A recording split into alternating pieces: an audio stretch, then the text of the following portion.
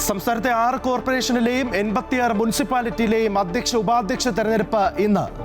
കൊച്ചി, തൃശൂർ, കണ്ണൂർ കോർപ്പറേഷനുകളിൽ വനിതകൾ മേയറാകും. മുനിസിപ്പാലിറ്റികളിൽ 45 അധ്യക്ഷ സ്ഥാനങ്ങൾ വനിതകൾക്ക്, 6 പട്ടികജാതി വിഭാഗത്തിൽപ്പെട്ടവർക്ക്, 1 പട്ടികവർഗ വിഭാഗത്തിന്.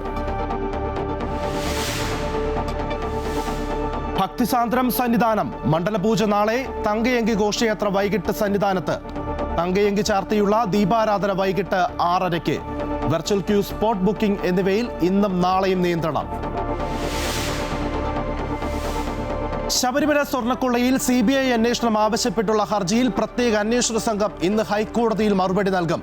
ദേവസ്വം ബോർഡ് മുൻ അംഗങ്ങളായ KP ശങ്കരദാസും N വിജയകുമാറും ഇന്നും ചോദ്യം ചെയ്യലിന് ഹാജരായേക്കില്ല. മഹാരാഷ്ട്ര മാഫിയയുമായി ബന്ധമുള്ള സംഘം കേരളത്തിൽ നിന്നും പഞ്ചലോക വിഗ്രഹങ്ങൾ കടത്തിയെന്ന പ്രവാസി വ്യവസായിയുടെ മൊഴിയിൽ വ്യക്തത തേടാൻ SIT. D മണി എന്ന ബാലമുരുകനെ വീണ്ടും ചോദ്യം ചെയ്യും.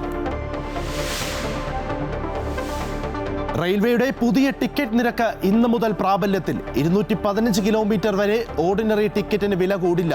500 കിലോമീറ്റർ ദൂരമുള്ള നോൺ AC യാത്രയ്ക്ക് 10 രൂപ അധികം നൽകേണ്ടി വരും. മെയിൽ എക്സ്പ്രസ് ട്രെയിനുകളിലെ നോൺ AC ക്ലാസുകളിൽ കിലോമീറ്ററിന് 2 പൈസ വർധന. സീസൺ ടിക്കറ്റ് നിരക്കിൽ മാറ്റമില്ല.